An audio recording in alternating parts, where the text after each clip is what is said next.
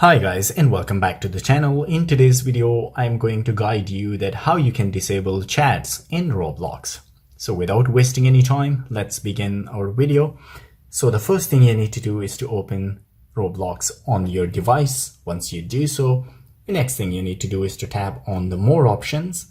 And from this menu, you need to choose settings. Once you choose settings, from here, you need to go to privacy and content maturity. Once you tap on that one, it will take a bit of time to load.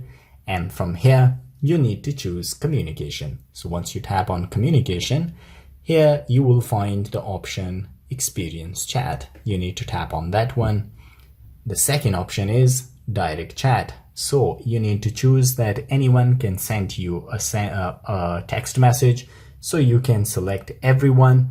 But if I tap on no one, and you can see the setting has been saved successfully. So from now on, nobody can send me a text message. So guys, this is all it takes to disable chats in Roblox. If you like this video, don't forget to subscribe. I will see you in the next video. Till then, take care.